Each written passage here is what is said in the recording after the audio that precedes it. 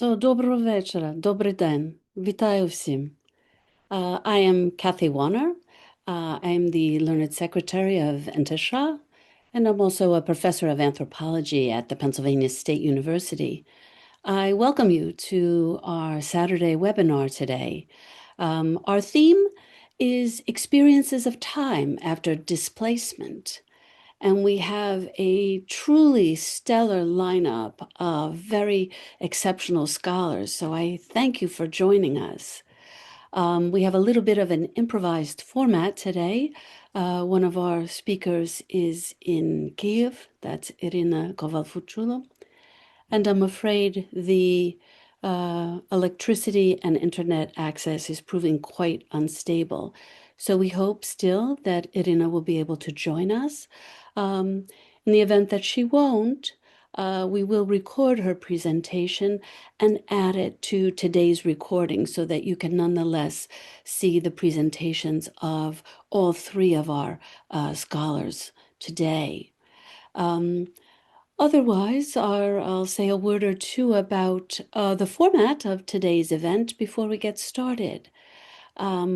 I will introduce each of the speakers before they give a presentation that details experiences of time after displacement. And after all, hopefully, three presentations, if not, we'll do just two. Please then add questions into the chat, and I will read them as I see them, and we'll be able to discuss some of the very, very interesting research that our other panelists have done to date. So without further ado, I welcome all of our listeners and viewers today, and I begin by introducing our first presenter, who will be Yulia Buyskykh. Yulia is an anthropologist with a Ph.D. or Kandidat Nauk in History and Ethnology from the Taras Shevchenko National University in Kyiv. She completed a postdoctoral fellowship at the Institute of Ethnology and Cultural Anthropology at the University of Warsaw in 2015-2016, and she was a Fulbright scholar at the Pennsylvania State University in 2019-2020. In 2022-23, she held a sanctuary fellowship at University College Cork in Ireland and is now completing a second Ph.D. in anthropology at the Study of Religions department at University College Cork. Her research focuses on lived religion, primarily Orthodoxy and Catholicism, in Ukraine and Poland, inter-confessional relationships, pilgrimages, memory studies, Borderlands, and ethics and empathy in ethnographic research. She's currently a visiting scholar at the German Historical Institute in Warsaw and at the Institute of History at the Polish Academy of Sciences. Her book, which I can highly recommend, in English, it's To the West of the Moon, Diaries from the Borderlands, listed for the Yuri Shevelyov Prize in 2024 from Penn, Ukraine, for the best collected work of nonfiction essays. So please join me in welcoming Yulia Buyskykh, who will be our first presenter. Yulia, the floor is yours. Доброго вечора. Дуже дякую. Hi everyone. Thank you all for coming and thank you very much, Kathy, for such a beautiful introduction. It's my honor to be here and to give a talk at Shevchenko Scientific Society. I was meant to do it in person when I was on Fulbright, but then COVID just smashed all of those plans. So I'm really happy to come back, if I may say, and to share my research with you. Now let me share my presentation with you. We'll try with this one. No, it's not that one. Sorry for this technical. It's this one. Sorry for technical stuff. We just were rehearsing it before.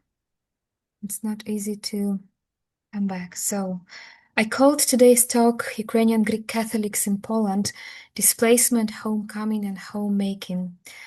And I will talk about the historical displacement that different group of Ukrainians endured, and perhaps something about what we can learn from this displacement today in the view of Russian full-scale invasion of Ukraine. I will talk about people who were looking for home and to home in difficult time and in difficult places, and about home as a journey that continues till today. I have been researching in this field and with these people for the last decade, a little bit more. And my core group of study participants, of my already friends in Poland with whom I do research together, are Ukrainian Greek Catholics who have been evicted from the territory of post-war Poland, its current eastern and southern borderlands, to the north and west side of the country, former German territories that Poland gained as a compensation for the territories lost to the Soviet Union in the terms of international agreements after the Second World War. So the big wave of resettlements started in 1945-1946, when nearly 500,000 of Ukrainians, Lemkos and Boykos were resettled to Soviet Ukraine from these areas. But for my core group of respondents, Ukrainian Greek Catholics living in Poland, historically rooted in Poland, Operation Vistula of 1947 appears to be an animating and anchoring historical event forging the present-day community of Ukrainian Greek Catholics in Poland. The border last changed happened in 1951. It's still very palpable in memory of my respondents, or in post-memory, both categories I operate with. I worked with first generation of resettlers, unfortunately mostly unreachable after COVID pandemic, and then second generation of resettlers and third generation. What captured my imagination was the process of so-called poвернення, powroty in Polish language, returns that started happening after Stalin's death and little bit political thaw in communist Poland, starting from late 50s. It's people who were evicted here.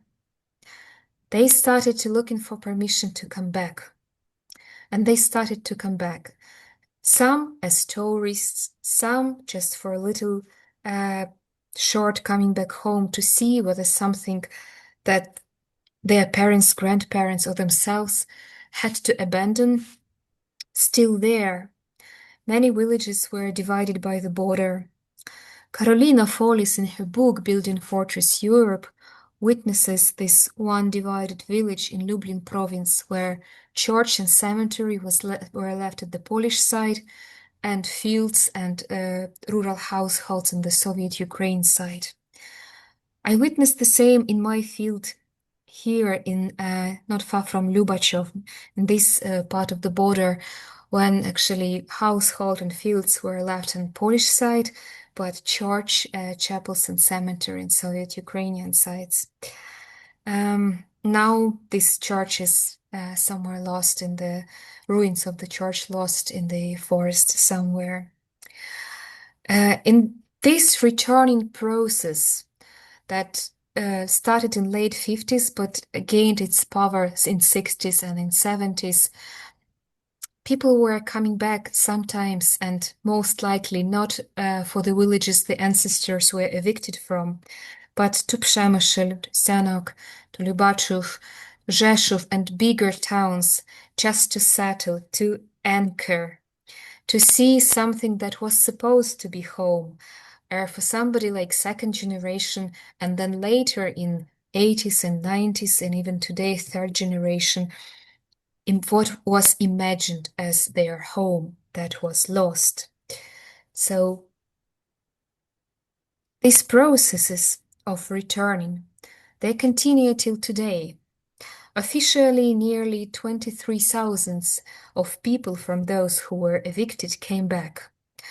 But the numbers are bigger because some people were coming back or returning and then not being able to settle and going back to North. And then the second generation, their children, or third generation grandchildren, yet were returning and settling, for example, in Przemysl, a big Ukrainian cultural center, Poland.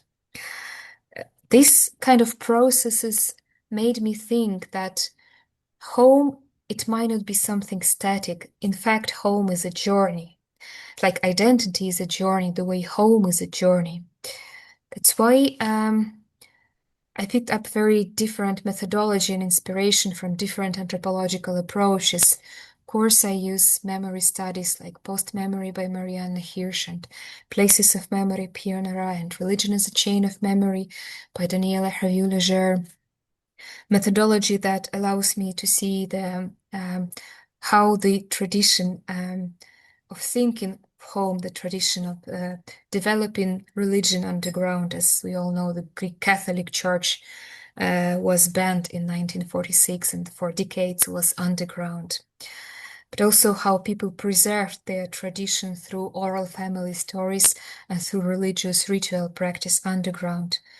But also I'm thinking of home and what kind of methodology I can apply for researching home and process of homing and journey to home. And here existential anthropology and Jackson helps me to understand this, that home is a process. Sometimes this process of looking for home, finding home, settling in, takes form of a pilgrimage. For now, enough about methodology. I want to bring you directly to my field and introduce for a few people that shared their understanding of coming back and home with me. It is especially vulnerable and very deep now for me because many of my friends and colleagues and were displaced because of the war, not because of their will, but because of their circumstances, and they're living abroad now. For some, their homes were destroyed, like my friend's home in Irpin, for example. And for myself now, the understanding of home is different than before the full-scale invasion. So please come with me to the north of Poland, to little town of Biały Bór, which was German Baldenburg, and meet one woman who considers herself to be Ukrainian, but she has Lemko and Boyko origin. She was born in 1959 in Szczecinek, same northwest of Poland, not far from Słupsk. Her father was resettled from the village Dovżyca, Powiat Lesko, and mother resettled from a village near Senok. The woman lives in Biały Bór currently. When I entered her kitchen, I saw many of these magnets at the fridge, somewhere near the table, and the packages of these magnets somewhere else was the church. And I asked her, what's this magnet about? What's the church is about? And why it's written that it's Церква Святого Миколая Чудотворця зараз в руїні, so that the church of Saint Nicholas is in the ruin now. And what she told me, I will read in Ukrainian, but here we have English translation. Моє село то Довжиця, недалеко від Команчі, татове село. Нас батьки туди возили кожного року під час вакації. Тато водив, показував, де хата була, де церква, де дорога. На церкву все село збирало гроші, із Америки присилали. Майстри з Перемишля робили ту церкву. Ще за Сталіна поляки з ПГР розібрали церкву на будови. Нічого не зосталося. Ми збирали гроші, я шукала, хто з Довжиці був виселений і в Америці, і в Англії. І так ми зібрали гроші, щоб купити там землю біля церкви і поставити хрест, що тут була наша церква. She told me, as we see about the church in the village where her father was resettled from. The process of returning here is in this phrase, where parents were taking this woman and her siblings every year during vacation. And father was doing memory work, showing the kids where was the family household, where was the church, where was the road, so that the kids have this on their mental maps, where they're coming from, where their roots are, where the kin is from. And then the woman, second generation after Operation Vistula, grown up, buried her father in the ancestral land here and decided that people should know about the church.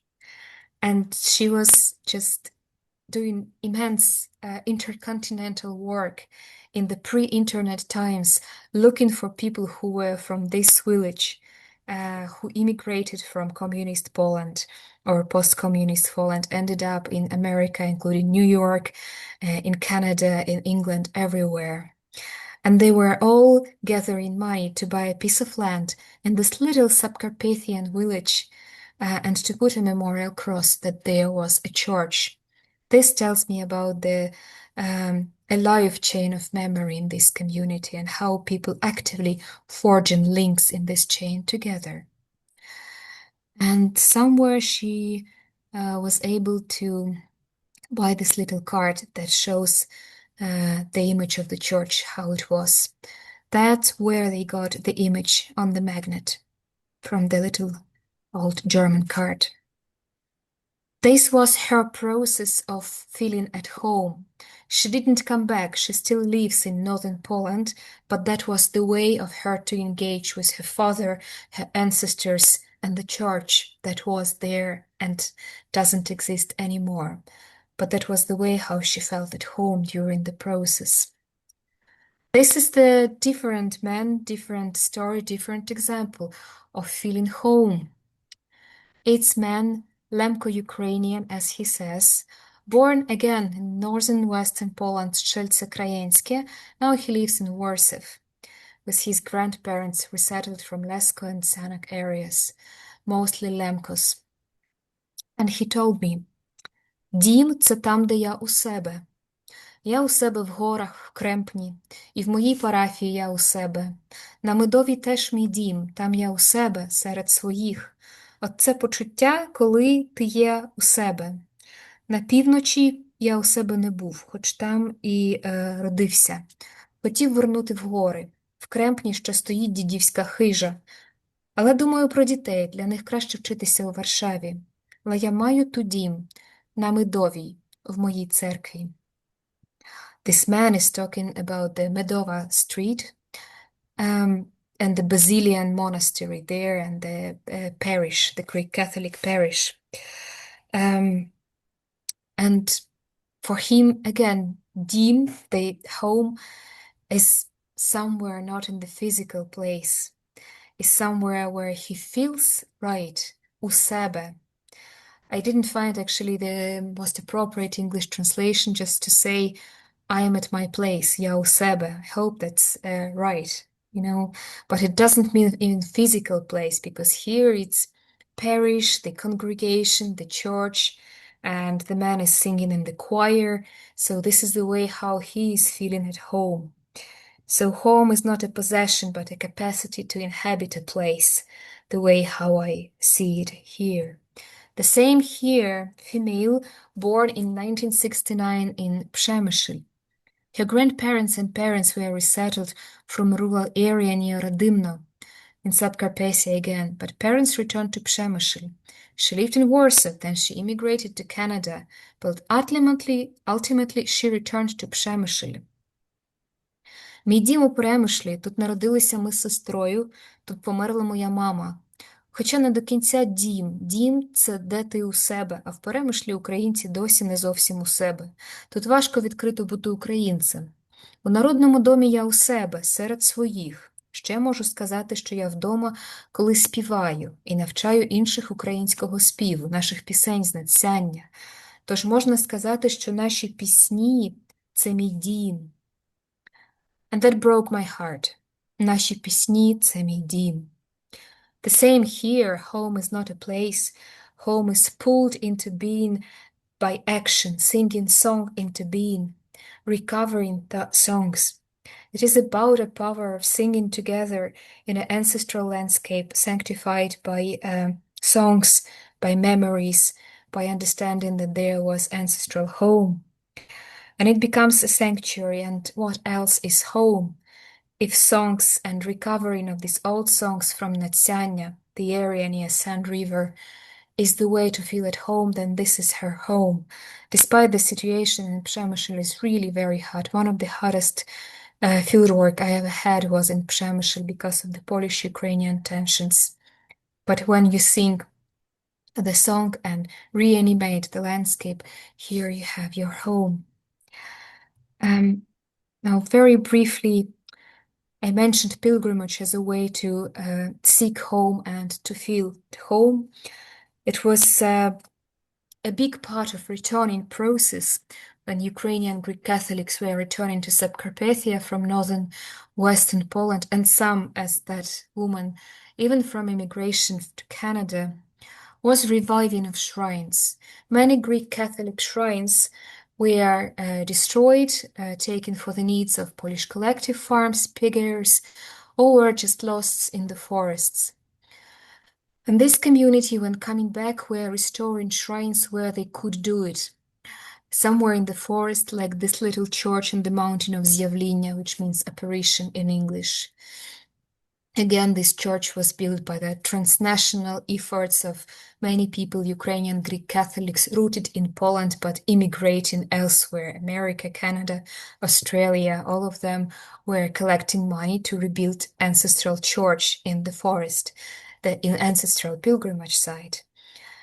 This was a way and is a way, because it still continues, a way of transforming experience from trauma to hope. And I'm taking part in all those pilgrimages starting from 2018 with the gap on COVID and the start of the full-scale invasion. And I see here also the change, because from mourning Operation Vistula 1947, from being deeply in the trauma and just not seeing beyond the trauma, how it's changed narration of the pilgrimage into hope, into peace for all Ukrainians, into the prayers for all Ukrainians dispersed in the world to find home elsewhere, to feel at home. All these shrines are Marian, which also tells me about something, and they are titans to Marian apparitions and miracles. It's just one more quote from Luba, and then I'm finishing.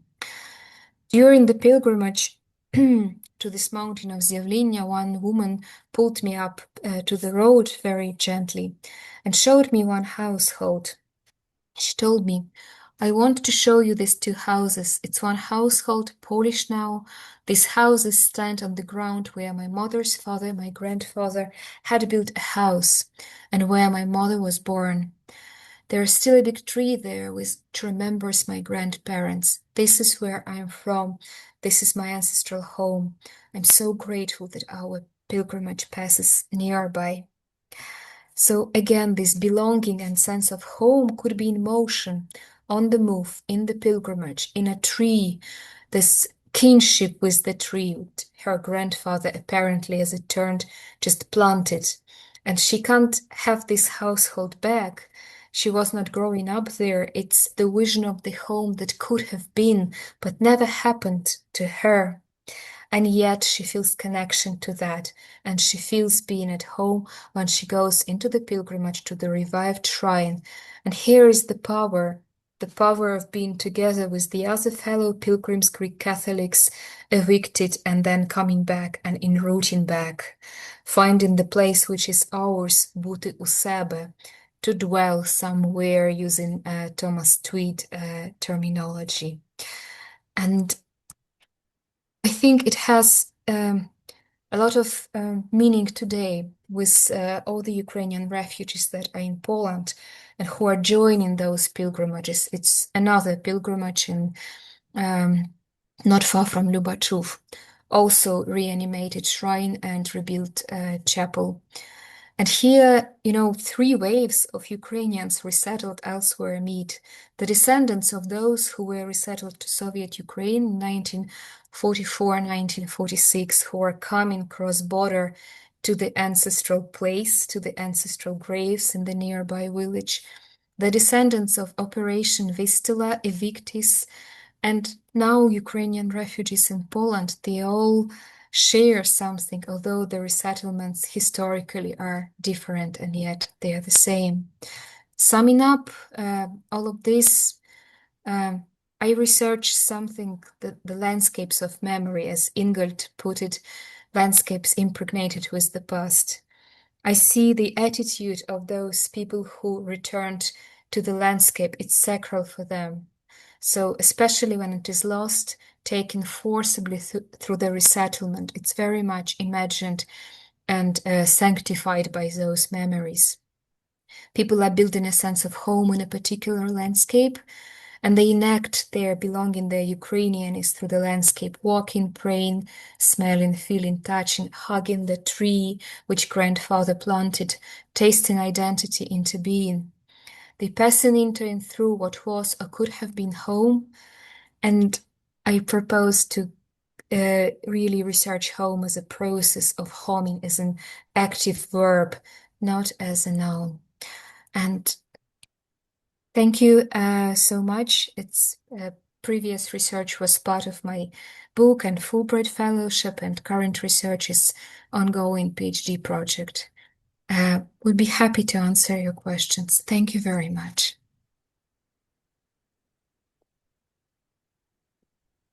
Wonderful. Thank you, Yulia. As I mentioned, now we'll go to Natalia, and then afterwards we'll come back, and there will be we'll have a recording. We do. It looks like Iryna has already sent a recording, which is wonderful. We're going to try to play it. Yulia has her PowerPoint, and then afterwards we'll turn to all of your questions. Okay, so I would like now to introduce our second speaker. Natalia Otrishchenko is a sociologist and a research fellow at the Center for Urban History in Lviv. From 2019 to 2022, she was an associate researcher at the Center for Contemporary History in Potsdam, Germany. And in 2022-23, she was a Fulbright visiting scholar at the Department of Sociology at Columbia University. Since March 2022, since the full-scale invasion, she has led the Ukrainian team, the Testimonies of War, the 24 February 2022 5 a.m. documentation initiative, which is quite an impressive undertaking. Her research interests include qualitative methods, oral history, memory studies, urban sociology, and sociology of expertise. She holds a Ph.D. in sociological methodology from the Institute of Sociology at the National Academy of Sciences in Ukraine. Please join me in welcoming Natalia. Yeah, thank you, Cassie, and thank you all for joining us tonight. I hope you can see my PowerPoint. And well, it's a testament to the moment because now I'm joining this call from Lviv in Ukraine, and I have electricity, which is a huge thanks to all critical infrastructure workers whose hands and shoulders actually make it possible for me to talk to you across the ocean, across these time zones. And yeah, that's a big thanks for all of the people who make Ukrainian resilience possible. And once again, a big reminder for us about the price of this resilience, about people whose work, whose lifetime is sacrificed because of the full-scale Russian invasion, which is now targeting critical infrastructure and electricity and heating. And many of my colleagues are now struggling in Kyiv, which is almost a humanitarian disaster that happened there because of the really low temperatures. So once again, if you have someone with whom you can talk and whom you can give your support, it is the moment. So do not wait, because the time is running. And my talk is about time. And my talk is about these different temporalities and speeds that people experience in different places. So Yulia's talk resonated a lot in my thinking about this idea of home being embedded in place, but also in time.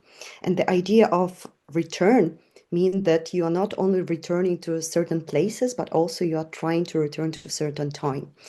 I will have three observations to discuss with you tonight. Those are rather hypotheses, and I'm really looking forward to your feedback, to your questions, and also maybe some suggestions, because it's a new project which is based on a long-lasting documentation initiative that we started together with my colleagues at the Center for Urban History back in March 2022. One of the observations that I had, and which really struck me when I listened to the testimonies of people whose life was ruptured because of the full-scale Russian war of aggression in 2022, was the idea of time and the way how time is experienced. Usually we do not have it as part of our daily reflection. Time is something so omnipresent, we just live in it, we do not think about it. But because of this huge rupture event, and similarly to the event of pandemic, which you can easily refer to, you start to think about temporality. You start to think about your actions as being embedded in certain chronological lines, which does not always reflect the calendar. Which does not reflect the flow of hours.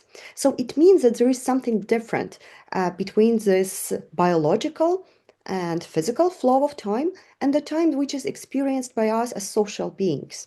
So Lesa Kulczynska, who is one of the artists and curators, she wrote about this another temporality that she got to experience when she heard explosions behind her window in Kyiv. So the question is, what is about this temporality and how we can actually tackle this feeling of a new flow of time that people experience because of the full-scale invasion, but also because of the displacement. So it's a displacement not only from the space, but also from the time. And those are my very preliminary ideas, how I try to grasp this idea. So we are living usually in multiple temporalities. As social beings, we might have our plans which are related to our professional life. We might plan our vacation with family members. We are thinking about a big event that might happen in our life, some anniversaries. We might plan meeting with our friends.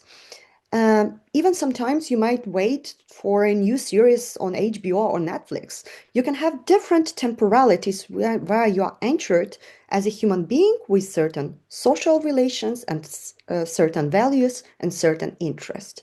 But at some point, when the rupture event like a war or pandemic or huge crisis happened, all of these timelines collapse into one. So that's the feeling that you cannot have a timeline as a professional, as a woman, as a person with certain movie preferences. You're thinking about one timeline where you are stuck.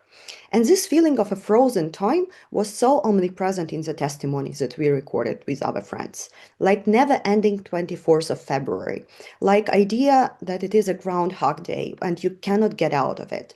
It's precisely because of this rupture that people experienced and because all of the temporalities and timelines collapse into one. And it's also precisely the moment when you are forced to problematize the time flow. That's why people started to gradually reflect on this idea. Hey, something happened with my time. I cannot plan anymore. I cannot go back to my safe past because this past is inaccessible, because I cannot get to the places which embedded this past. And precisely because of this reflection, the timelines are gradually splitting. So that's one of my hypotheses. So I think that one of the ways of getting out of this Groundhog Days is idea of splitting a timeline and getting back your different social roles and start to plan in these different social dimensions that you might have. And I tried to reflect a little bit about these ideas in my recent essay for revisions. And by the way, it's highly recommended journal, which is available online in both Ukrainian and English versions. You can subscribe for a newsletter and you can receive those beautiful issues. There are 7 of them already, and hopefully the next will come in February. And it also gives you a feeling of another speed of academic production. Just a side note, if we think about academic life and if we also think about knowledge production, we think about certain timelines. And sometimes we need other outlets where we can share our knowledge and observation in a quicker manner than the usual academic publishing cycles. So basically, one of these observations is about these various timelines, which we have as social beings. And some of these timelines, they also unfold in parallel, especially when you have places and people who are endangered because of the full-scale Russian aggression. You are socially connected to them. And therefore, people who are forcibly displaced, they experience living in multiple timelines. One of them is related to their daily life in these new social circumstances, either in Ukraine or outside of Ukraine. But another one is deeply rooted in the situation on the ground, which is endangered. So basically, all this immersion into the news flow and all this constant doom scrolling that people are experiencing because they are worrying about their loved ones, the places and people, it's precisely because you have to navigate those multiple timelines. And what might be also a way out of this loop, those are routines and rituals that you are synchronizing with others. Basically, every trauma separates you from the others. And the way to get out of that is try to build connections, also through shared timelines, through shared actions that help you to navigate this new shattered realities. Another thing that I am also quite fascinated with is the idea of the future. And I was lucky to be at Shevchenko Scientific Society in New York back in 2022. I talked about planning of the future, urban future in the times of uncertainty. And partially I'm building on this previous work. So I'm really fascinated with this idea, how you can reconnect to the future when you are existentially endangered.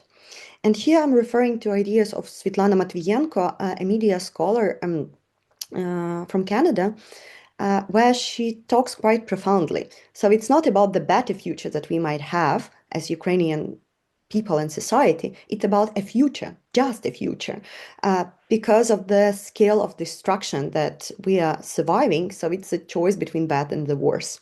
And if we think about the way how geopolitical situation evolves, of course, there are more and more challenges.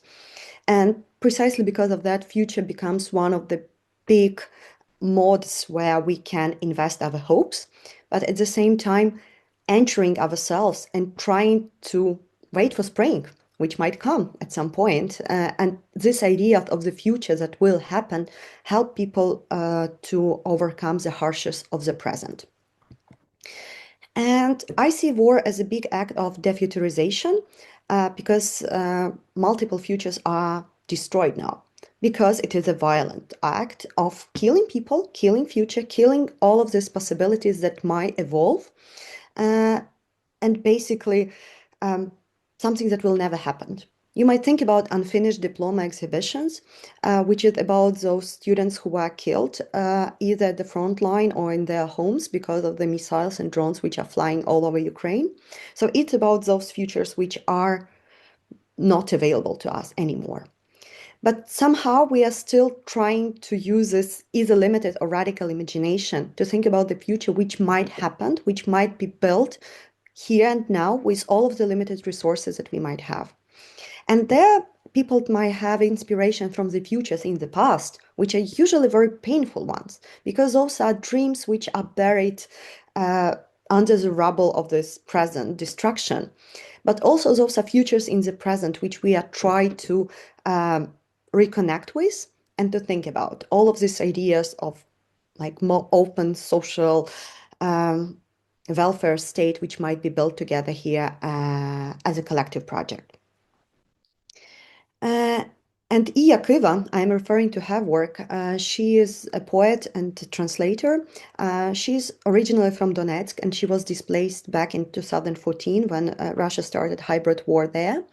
And in the issue on future in Revision Journal, she reflects about this right to imagine the future for ourselves as a big act of agency making.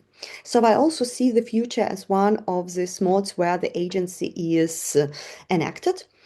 So we are struggling not only for the present, but also for the future. And the way how she frames the Russian-Ukrainian war, essentially, not so much about space, but about time. So it's an idea that it is possible to reverse time, to come back either to the Soviet time or the imperial past, but rather not to move further into the future, but rather rebuild something based on this previous imagination. So I think it's worth exploring more about these temporal connections. And my final observation is related to the method itself, because I used to think about interview as an important space where both past, present, and future are connected together, because people are reflecting on their past.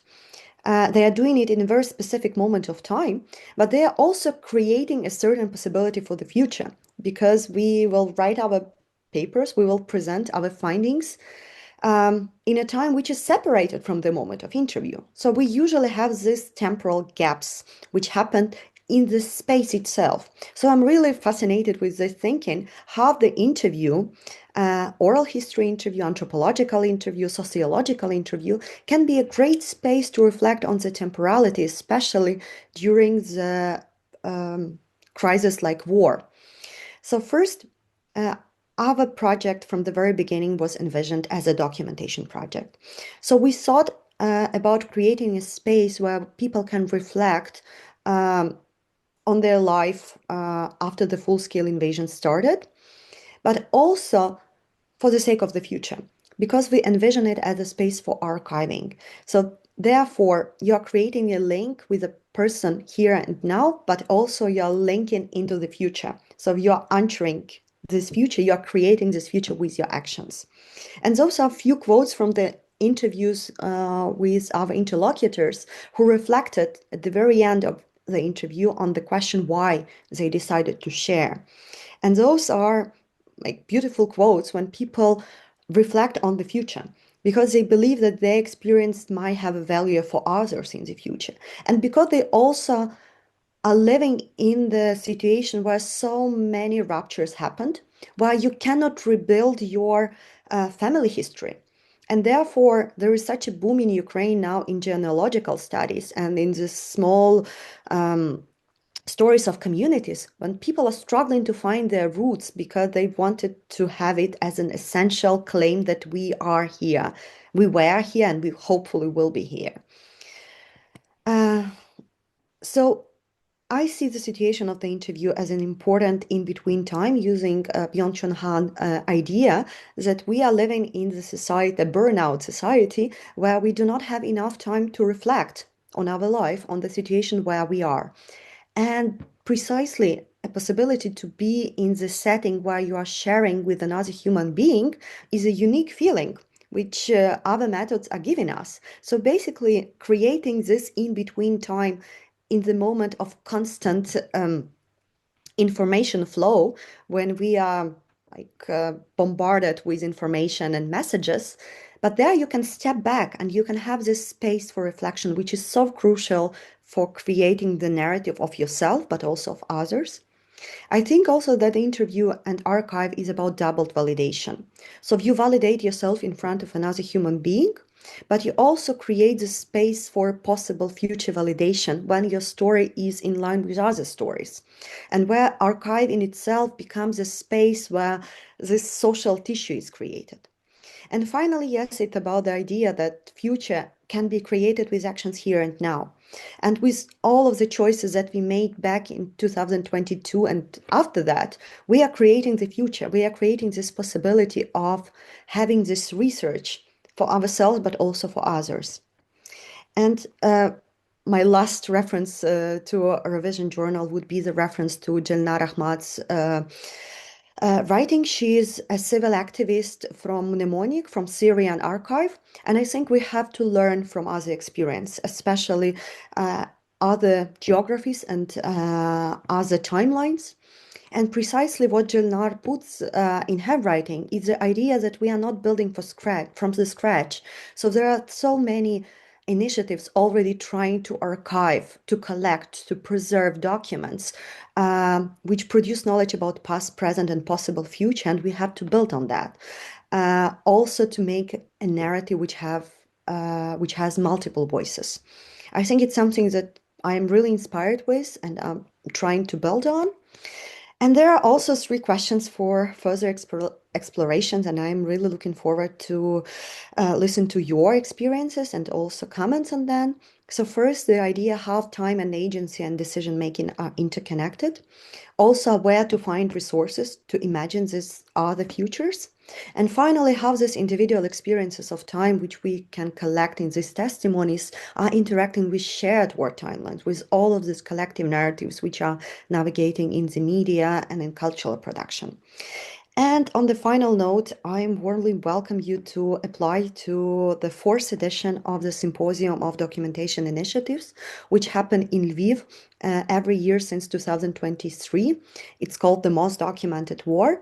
And this year edition will be focused on the polyphony of stories. So we are really interested to learn what kind of narratives are we building based on the archival and documentary materials that we are collecting together in this so-called the most documented war. Thank you for your attention. Дуже вам дякую і чекатиму на запитання. Thank you very much, Natalia. We are about now to demonstrate yet another brilliant display of Ukrainian so-called resiliency, and I would call it ingenuity and determination and commitment, with our third presenter, who, as I mentioned earlier, for those who might not have heard, Iryna Koval-Fuchylo, is in Kyiv with highly limited electricity and internet at this time. So since we started, what I will read an introduction of Iryna, and then I believe Natalia has her recorded presentation on her cell phone, which she will, or on her computer in some way, Natalia will play Iryna's presentation for us, and Yulia has her PowerPoint and will show us the presentation that Iryna prepared for this webinar today, and which she very, very regrettably cannot personally participate in, but once again, through no fault of her own. So 1 second. I'm sorry. Can you see the presentation? I can see the presentation, but I just lost my introduction of her. Well, I'll be very brief then. Iryna Koval-Fuchylo is a very, very multifaceted researcher.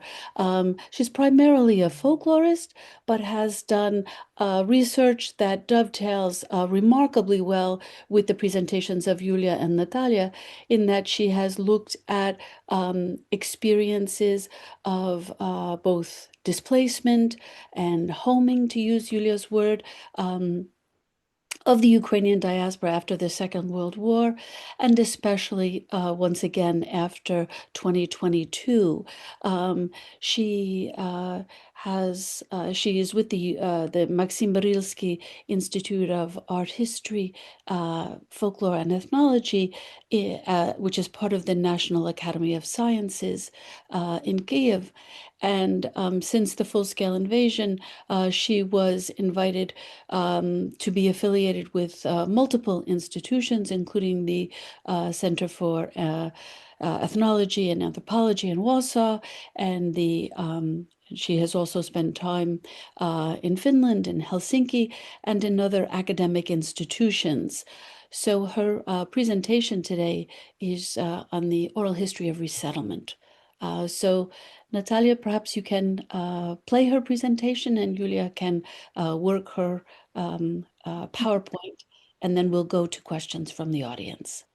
Yeah, and I do hope you can hear it well. So. Hello, friends.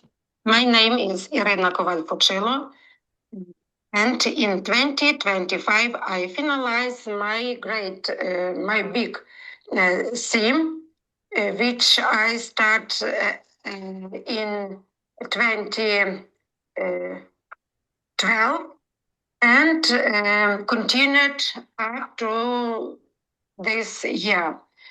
And now I have a book about devoted to this theme. So my theme is oral history of resettlement from the flood zone. So I try to understand how people manage to survive in new place. And specific of this displacement, of this resettlement was that people can't come back to this zone, and because it was flooded by artificial water. On slide 3, you can see my expedition map. You can see places which was examined by me in different year, and you can see how many people I interviewed. So it was general. It was near 60 interview from different part of Ukraine on Dnipro River, and one expedition was on Dniester. Next slide, you can see a poster of Soviet time, and all this construction of hydroelectricity power was like some great victory about Dnipro, and nobody tell about losing. And so we have a very big community which was unhearable long time. This thematic, on next slide, you can see that this thematic I found when I during my first major topic in folklore studies, which was Ukrainian funeral lamentation. And during this expedition, people told me that they should, they have lament our hearts and our graves. They haven't possibility to put in new places. And this relocation, you can see how people molded, flooded cemetery. You are drawing, you crosses us. The poetic lines of lamentation made me to study the topic of forced resettlement and understand what this event was like, how it is reflected in the entire history of resettlement from the flooded era. Next slide, you can see the narrator's main focus, what is the main topic of this narrative. It is the loss of land, the destruction of rural communities, the difficulties associated with building new houses in the difficult post-war period when there was that many men were killed on the Second World War. They told me that it was very hard to believe that their village can be flooded.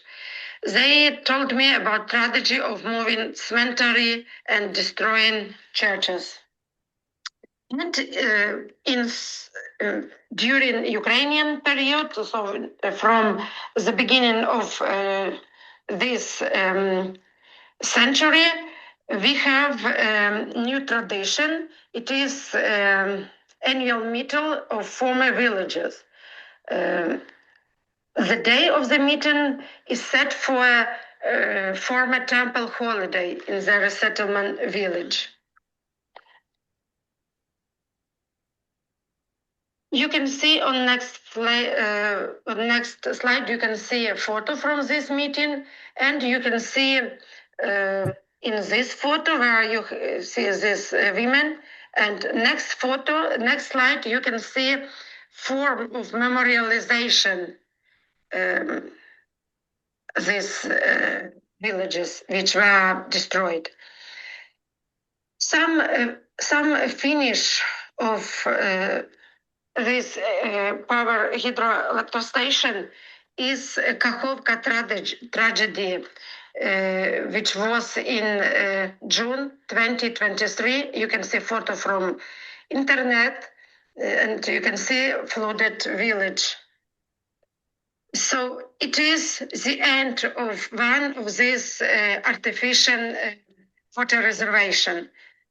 One of them is destroyed now with Russian soldiers. On the next slide, you can see a poster from a meeting. This meeting was in Helsinki and was devoted to this tragedy. And you can see another picture, which all are some forms of memorialization of this flooded territory. On next slide, you can see photo of my book. And this book has devotion. I dedicate this book to the flooded Ukrainian lands with a hope for their renewal, and also to the people who strive and continue to strive to preserve the memory of their local hamlet. I want to make accent that this book was published with the support of grant funds from the Shevchenko Emergency Fund of the Shevchenko Scientific Science in the USA. This book, in some time, it will be, please, next slide. And this book will be on the site of our institute, and in some time, and all who is interested in this thematic, in this resettlement, and in this tragedy can read this. Thank you for your attention. My name is... Okay, so thank you very much for what for me is certainly an unprecedented effort, whereby with highly limited electricity and internet, a presenter is not able to actively participate, but nonetheless, we have one panelist who is able to receive a recording and another panelist who has the PowerPoint and is able to show it. So I very, very much appreciate the Herculean efforts that you all have been willing to go to, I think, accommodate Iryna and have her with us in spite of the fact that she is facing quite formidable challenges. So once again, I would ask our listeners to pose questions in the chat, and I will then perhaps take the liberty of beginning with a question or two myself, if you don't mind. I'll ask one first of Yulia. I thought it was tremendously interesting that you mentioned that home is really a verb, and this dovetailed beautifully with Natalia's presentation, mentioning that, during war, facing disruption and displacement, everything becomes a verb. Even the way one considers time, there's movement that imposes itself.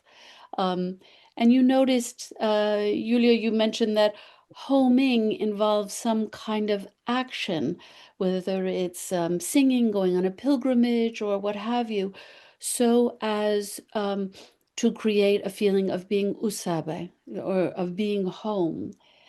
And Mhm. I was wondering if you considered the concept of belonging. I mention that because um, you note that you're right. On one level in English, it suggests place. Usabe is place, but the whole point is that there's no fixed place.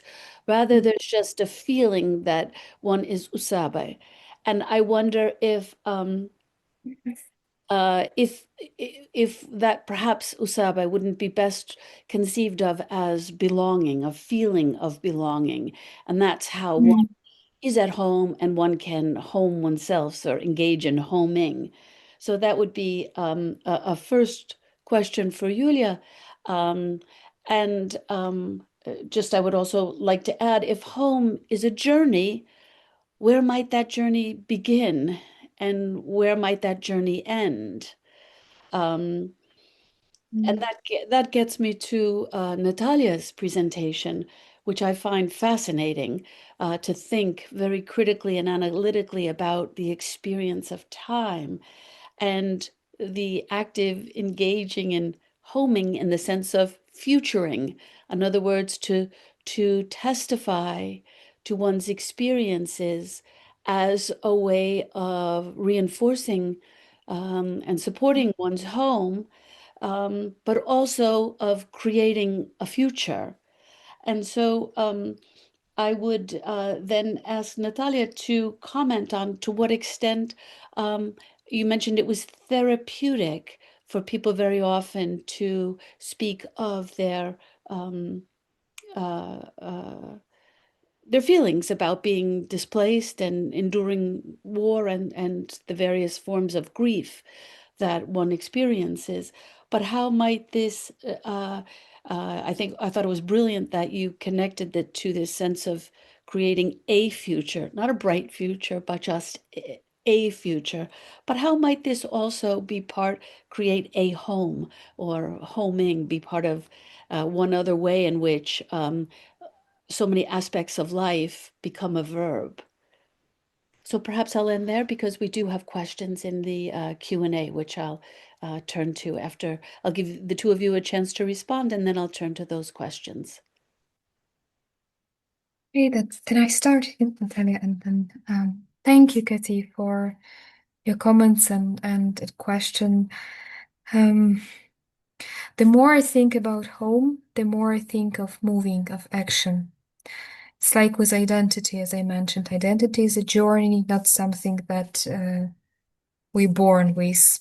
And although some of my study participants think so, that identity is something they inherit, we inherit from our parents with blood and milk and all of that. But in fact, their journey home is also identity journey for them. With belonging, if belonging, then a process as well, sense of belonging as a process, not as a static sense of belonging, as I see it for sure.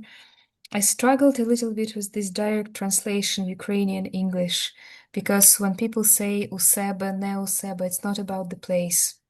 It's about feeling, and be it prayer or pilgrimage or song or being in a church congregation or being in the mountains in the landscape. So this usebe, I don't fully feel that it's belonging. I just don't fully know. I just thought that perhaps I will write it usebe and explain the phenomena. It's like namolene miejsce that you explained. You know, there is no direct translation into English for this emic category, usebe. I was inspired by Michael Jackson with his existential anthropology because he writes about home again as a process, and when finding a person in a space where the person feels good without apology or doubt. This is the way how he writes. And for this minority group in Poland, with Polish nationalism on the one side, with Russian invasion on the other side, they even in third generation there is a fear that there might be another resettlement, so they don't fully feel at home in the place physically, but always in the process that they create with certain meaningful actions. So maybe belonging as a process too, yes, meaningful process. when they create something, when minority group, in my case, does something meaningful that helps them to orient themselves in time and space. Yeah, and I find a lot of inspiration in poetry and literature, because I have a feeling that sometimes when the world is falling apart, they are more attuned to getting this vibration of reality, and they might be better equipped than we are as scholars. So we are better in a longer run. And probably in order to get this feeling of the moment, poetry gives us better tools. And that's why I quoted Iryna and everything is a verb during the war, which, yes, resonates with this idea of homing and futuring. And thank you for this idea of futuring, because I was also struggling to find different verbs for the processes that we are experiencing. But at the same time, if we think about process, yes, we have to think about the beginning and the end, about certain cycles.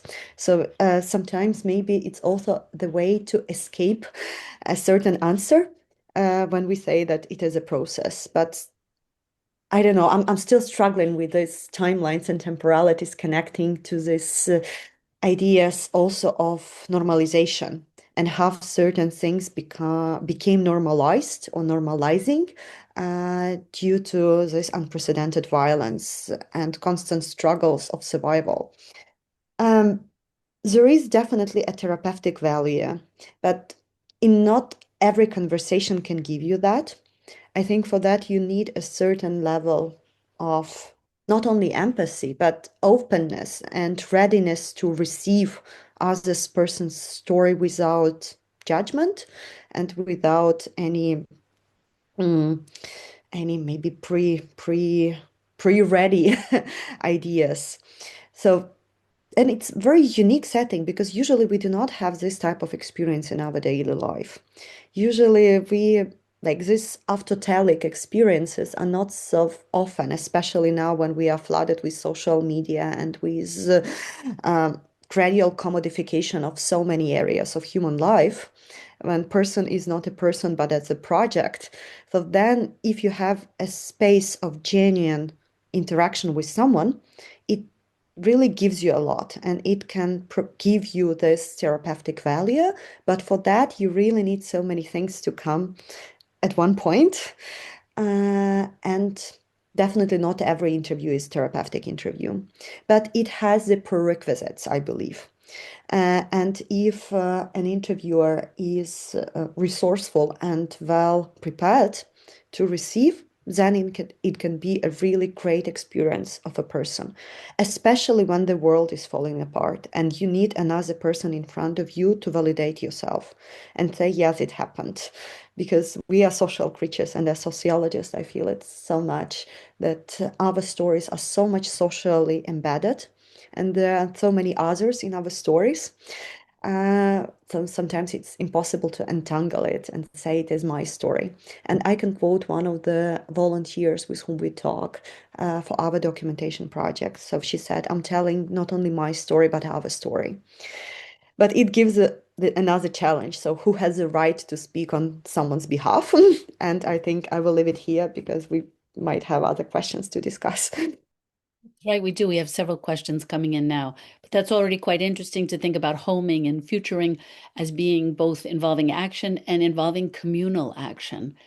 So I want to turn now to the first question from Oksana Kuzmenko, who thanks all three presenters, but asks, did people who were displaced due to deportation, fleeing war, or flooded territory have faith in returning to their home, their territory? In what ways or in what words did they describe this faith? Was this faith manifested? So that's a question to anyone who would like to respond. If I would like to add a few things, I would talk more about hope than faith, to be honest with you, because it was not always the matter of faith, but it was the matter of hope, which dies the last, as we all know. in my recordings, in my conversations, those first generation of Operation Vistula, they didn't understand what happened, and part of their families were already resettled to Soviet Ukraine. So, and they had hope that this is very temporal, that it's just few weeks.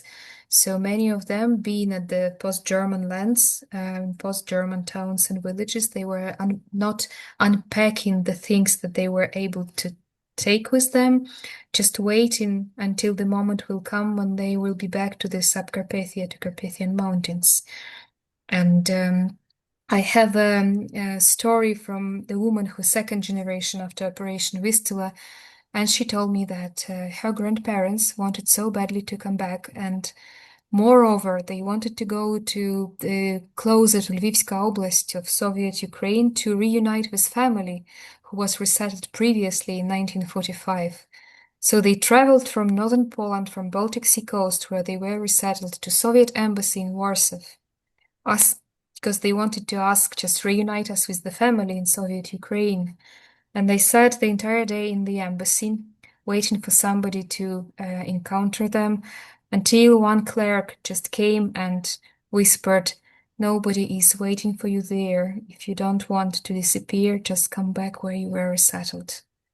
And that's the story ended. They came back to the Baltic Sea coast, but second generation, the parents of my interlocutor, came back not to the village, because the village was destroyed, but to Przemysl. They always nurtured hopes that they will return.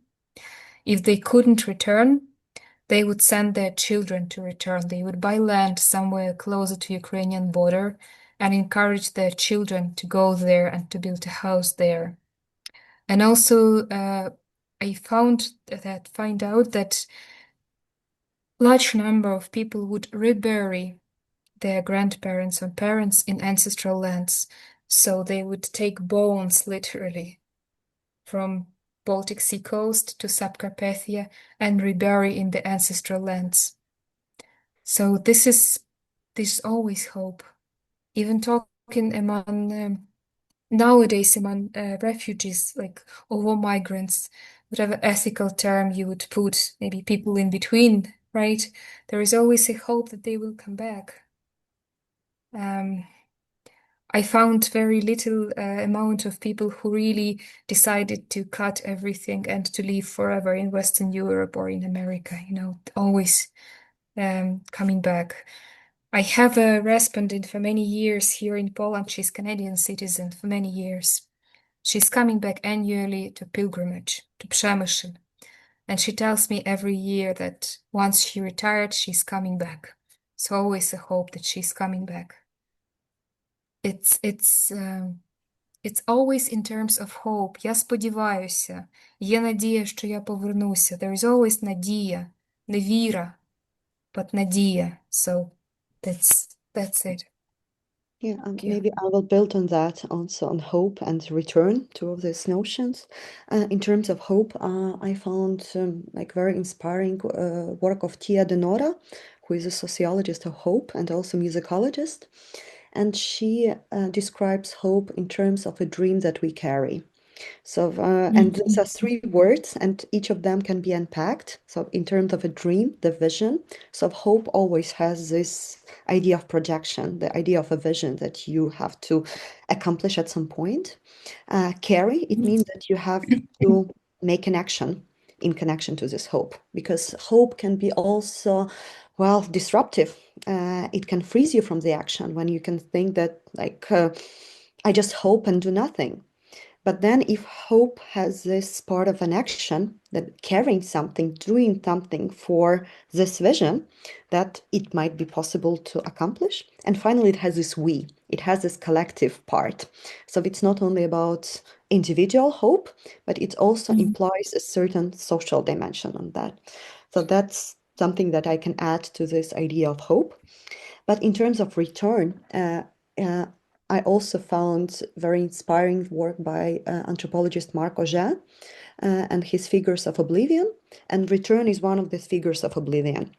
And it is very much connected to temporality, because if you are returning to something, you are often return not only to the place, but also try to return to the time. either the golden age or this time of childhood or a time that you left. But this place also has its own temporality. It evolves, it changes. But also another figures of oblivion are suspension, when the moment is just frozen and so many people are stuck in this limbo, in this very unclear present moment of uncertainty. And finally, there is an idea of rebeginning, when people just cut their connections from past and present and they just try to build anew. So I think return is just one of possible strategies that people might have. And it might or might not be combined with hope and faith, but rather thinking about that as one of the scenarios, but not only one which is possible. Okay, well, we have a great many, certainly words of thanks and encouragement to all of our presenters, but I would like to now read two questions and then ask both of our panelists who are here to respond in some way to whatever speaks to them the most. So first, in the interest of time, I'll take the next question from Nadia Pastuch, who writes, my first question is for Yulia and Ira. In Ukrainian culture, there is traditionally established possibility of reclaiming what has been lost, if only for a moment, and that is through dreams. Do your narrators speak of the possibility of such a return, one that feels almost real, in an almost real place, quote, back home, in an almost real past with their dreams? And what kind of reflections does such a return evoke? And one more point for Natalia. In the interviews, narrators often speak about stolen time, about a today and tomorrow that are stolen or pushed aside. The only thing that cannot be stolen is the past, that which existed before the war. Does this affect the narrativization of the past, of what was yesterday? Does it acquire a greater scale? Well, actually, perhaps that's a lot of questions right there. Why don't the two of you respond, and then I'll read yet another question, which will probably have to be our last. It's a good question and a lot to say. As far as I mostly research religiosity, community religiosity, and private religiosity, these hopes for coming back, they are not coming merely in dreams, but the forms of visions that people tighten to God's will, or to some signs from the heaven that they receive. They less talk about that they dream of coming back home as a dream during sleep, but more of something that they envisioned. For example, that they saw something like coming back home, and there was always a purpose. For example, the woman I showed you, the magnet with the church in Dovzhice, like she told me that she envisioned something during a Lent, Easter Lent, and that vision was convinced her that she should go back there and buy the land where a church stood and to put a cross there, that the land is sacred, Sveta Zemlya, that it's not desecrated as it was during the communist era. So it's always something with the divine intervention, with this energy coming from God, and with the purpose to find shrine in the forest, to rebuild a pilgrimage route, to clean the abandoned holy well that was in the forest, or to tell the story about something in that way. That's at least something that I can recall right now. And it very much tightened to the underground experiences of Greek Catholics as clandestine community in communist Poland, especially its late 40s and 50s, the stories of clandestine survival of this religious group. So it's always, if the God will give me health, if the God will give me more years, I will come back to Subcarpathia and I will revive this shrine. So this form of returning as well, very particular. Yeah, and definitely the idea of a stolen time, of a theft of time, is something very much omnipresent in those narratives that we collected. And yes, indeed, there is a certain relation with the past. which the war cannot destroy. You can have your memories. But at the same time, what I'm thinking that the past is also stolen because the relationships that you have with it might be shattered. For instance, you cannot return to the place which embedded certain past experience. When your home is destroyed, it means that also so many memories which are connected to this home are also destroyed. This inability to take your garden, and which was so much reflected in the interviews that Daria Cymbaluk recorded with people who are displaced from Donetsk and Luhansk region. So it's also about the stolen past because of the shattered connection with the places that embedded this past. So Yulia mentioned these landscapes which are impregnated with the past, but in order for them to be impregnated, there might be someone who has this connection to the place, who can create a link. So for that, you need to be in specific space, in specific time, in order to have this link. So I believe that this destruction happened on these three modes, not only present and definitely future, which suffers the most, but also in terms of past, because you simply cannot be there with your body. And also sometimes past is very painful. And sometimes returning to this past, it can be nostalgic, of course. You can think about this golden age, but you can also think about all of these futures in the past, which are inaccessible. For so many people who thought, we just make a new renovation in our apartment, we just bought a new home, we just wanted to have a child, and then it was all broken. So it's not only about the past, but also the future in the past, which people are deprived of. And that's why returning to this past where these futures were still possible might be so painful. So people might not do that simply for the sake of their psychological well-being. So I believe that, yes, you have more freedom with the past to reassemble it the way you think is helping you now. But at the same time, the loss, I think, happens also in this mode as well. Well, thank you. Let's take one more question, and we'll certainly send all three of you the comments that you're flooded with words of thanks and words of recognition for the quality of your scholarship. Our final question today will be from Halina Hrin, and she wants to follow up on the very first question we discussed. She writes, I'm struck by how displacement goes back even further in Ukrainian history. As a child of post-World War II refugees in North America, I remember growing up in the 1950s where the pain of losing home was still very much present in all conversations in that community.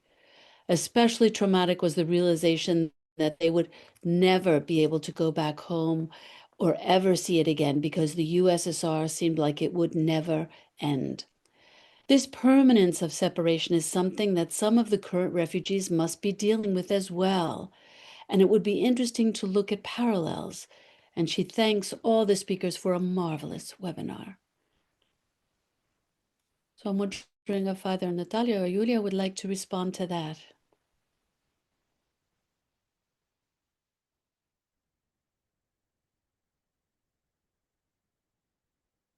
Would either of you like to respond? Maybe I can start because it's more about home, but I can speak about time and this idea of permanence, and also have our imagination of things is rooted in our previous experiences. And some institutions are perceived as stable, and so many people are now struggling to envision the future of Russian Federation. And therefore, so many people think about this war as never ending because it so much depends on the situation there. So I think it's a lot about, it deals a lot with our imagination of what is possible.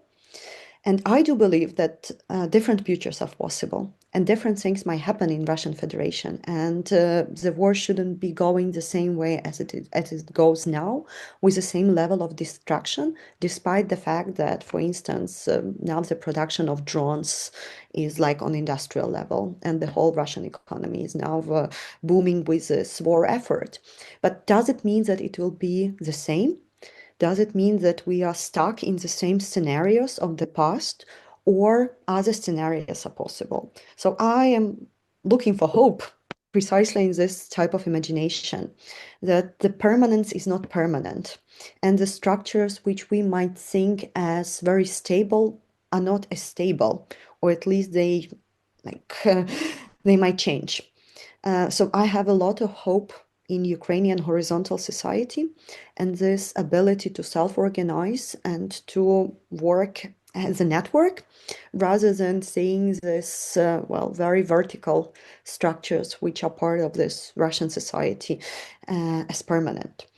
So, yeah, maybe, I don't know, and no one knows for how long the situation will evolve and what will be the result of the war, but I still try to find some hope in this radical imagination of different futures, not only for my country, but also for the world in general. I can only add a little bit, just reflect on the generations. And it's not only about the imagination of the future, it's also the plurality of pasts, not only plurality of our futures, but plurality of the pasts. And Marianne Hirsch is right when she's talking that the second generation after trauma can experience more vivid emotions and imaginations than the first generation that experienced trauma. That is the case in my research in the descendants of Operation Vistula, because the tasks of the first generation is often just to survive. Very bare tasks, like the Georgia Agamben bare life. So this is their task, to live the bare life, to save their offspring, to transmit something. And second generation usually inherit this trauma and produces it to the third generation.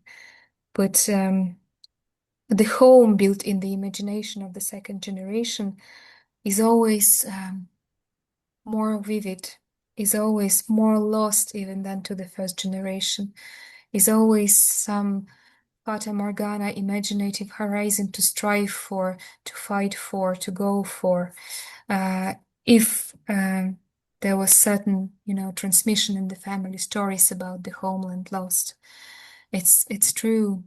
At the same time, I had an opportunity to talk to, let's say they are Polish, but they are descendants from those Ukrainian and Boyko and Lemko families resettled during Operation Vistula. And often they learned that they have Ukrainian ancestry when they were in their 30s, 40s, 50s, because nobody spoke in the family about that. It was a forbidden topic. It was not safe to talk about Greek Catholic Church or about Ukrainians, and some of the ancestors were in Ukrainian insurgent army as well.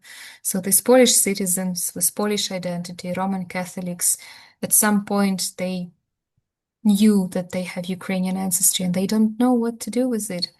To hide it as the other generations were hiding, to go to the ancestral land, at least to Przemysl and see what's there, to be more empathic to the Russian invasion of Ukraine, to feel some belonging or even some emotions towards it. And those people are very lost at that very moment when they're learning something about the past. And one of these people I spoke to, the man, he told me, I chose, that's about the plurality of pasts, I chose not to engage with this. It's been unnecessary emotion told in my family that, our grandmother was Ukrainian Greek Catholic, have nothing to do with it. I'm helping Ukrainian refugees because I'm a good person, not because I'm Polish or I have Ukrainian ancestry or anything like that. So I choose not to be in that past. I want to not know that past. That was that, and it can be interpreted in many ways, psychologically, sociologically, anthropologically. As anthropologist, I only witness this, and I engage in one space and time with this man. But it's very complex process, all of that, and I always feel sorry when it's labeled somehow in one-sided view. This. Anyway, I empathize with the words of Helena as second generation of those resettlers, displaced people. And I think we also should invent some more human terminology when we call these people evictees, resettlers, displaced, refugees. I wrote a short little reflection article where I called them home seekers. At least I don't know, it doesn't bear this trauma of war, resettlement, or just being some helpless subject, without agency. But when people seek home, they at least have agency and they decide for something. So people were seeking for home elsewhere, far from poor Europe turned by 2 world wars, and they settled in Northern America. Perhaps the thought of giving better future or multiply futures to their children, not one future that could be possible in post-war Europe. I think it's relevant to what we witness now as well. Yeah. Well, please, everyone, join me in thanking the exceptionally talented 3 scholars that we had here today, who I think have given us all a great deal of hope for the futuring of Ukraine, to know there are people such as yourselves doing such insightful, such impactful work that I think has relevance, certainly for Ukraine, but even for displaced peoples around the world. I thank you all for being with us, and I thank all of our viewers and listeners, and thank you for staying with us to the end. Please join us for our next webinar. Goodbye, everyone. До побачення. Thank you. Дякую дуже.